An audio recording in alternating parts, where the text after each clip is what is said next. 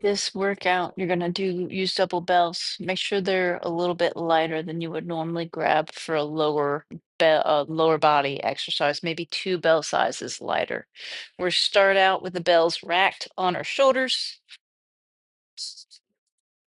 And hold them here. We're going to be doing front to back lunges. So front to back lunges, bells held in the racked position. We're going to step forward into the forward lunge, push off that foot. We're going to come back into the backwards lunge. All right, so we'll do all of the reps on the right leg before switching to the left leg.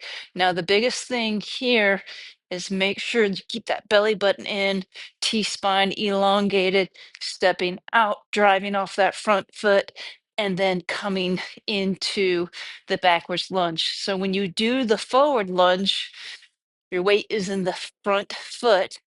I'm loading down, not a lot of weight in this back leg. I'm driving off of that front foot as I go into the backwards lunge. Now my weight is still in the front foot. I'm loading this one, not a lot going on in that back leg as I do the lunge. So be aware of your weight position. All right, next exercise on the docket are our cleans. You want a little bit wider stance in your feet so that way you have clearance for the bells. Make sure as you swing the bells down, we don't get into this shoulder protraction, kyphatic position. As you hinge down, keep those shoulders back, pinched, and keep your T-spine pulled up, belly button pulled in on the downswing for the cleans. A good tip is if the bells are clanking together, there's a pretty good idea that you're letting those shoulders go into that protracted position. So weight shifts back to heels. We've loaded in that posterior chain. My thoracic spine is extended, so I'm not down here. I've got my shoulders pulled back. From here, shift my weight back to my heels. Drive from the hips, catch the bell in the rack position. Then let the bells drop. Drive again. As you can see, keep the shoulders back. As I clean, drive the hips, bring the bells back up to that rack position. All the power in the clean comes from that hip drive. Very short and fast. From there, you're just redirecting those bells back up to your chest.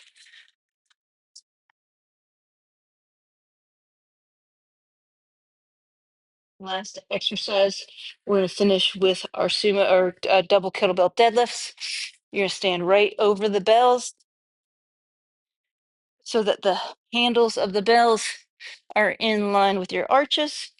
And then from there, we're hinging the hips back. We have a near vertical shin, straight spine, and then we extend the hips to drive out of the hinge position, not the lumbar spine. So we don't want to increase the arch in our low back as we come to stand. We want to bring the hips into extension, keeping the trunk muscles engaged so there's no increase in this arch in the lumbar spine. So from here, shoulders pulled back, my spine is lifted just like in my quad plank position. My shins are near vertical. And then from here, I bring my hips into extension. Inhale. The bells should return right back down to the ankles. The bells are falling forward. You're probably not hinging the back and keeping the weight back in the hip shift. You're bending the knees and letting the bells kind of come forward. So again, weights back, shins near vertical, shoulder blades engaged. And then from here, we extend the hips, not the spine. Inhale to touch back down. Exhale to drive up.